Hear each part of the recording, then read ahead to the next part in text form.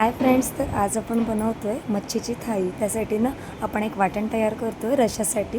तो ओलं खोबरं, लसूण, कोथिंबीर, नंतर टोमॅटो घेतलेला आहे, लाल मिरची आणि कांदा घेतलेला आहे, थोडंसं आलं घेतलेलं आहे। आता हे सगळं जे आहे ना आपल्याला मिक्सरला बारीक वाटून घ्यायचं आहे। तर आता आपण मिक्सरच्या भांड्यांमध्ये थोडेसे धणे टाकायचे आहेत आणि पाणी टाकून हे मस्त असं बारीक करून घ्यायचं आहे। तर आपलं आता वाटण तयार झालेलं आहे। तर रशाला फोडणी घालून घेऊया। त्यासाठी ना 2 चमचे तेल टाकलेलं आहे कढईमध्ये।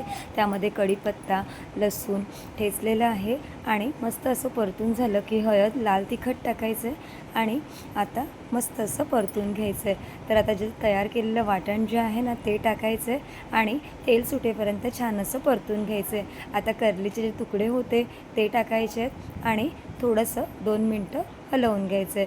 आता रस्सा हवे तेवढं पाणी टाकायचं आहे आणि आपला कोकम टाकायचं आहे, म्हणजे रशाला आंबटपणा छान येतो।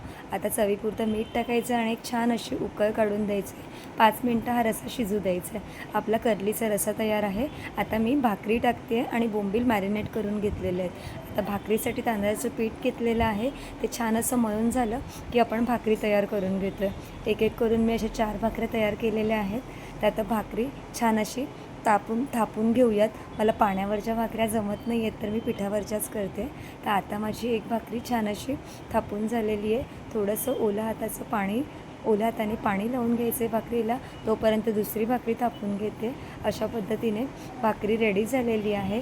तर आता गॅसवर आहे ना थोडीशी म्हणजे भाजून घ्यायची, म्हणजे मस्त अशी भाकरी फुगते। बघू शकता आपली भाकरी छान अशी तयार झालेली आहे। त्याचप्रमाणे मी दुसरी भाकरी देखील तयार केलेली आहे।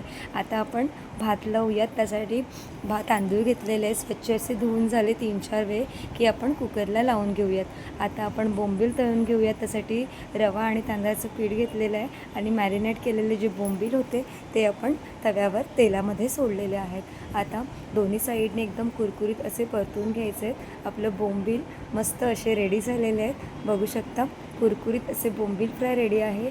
कारलीचा रस्सा, भात आणि भाकरी तांदळाची एकदम मस्त असं जेवण आहे। रेसिपी आवडली असेल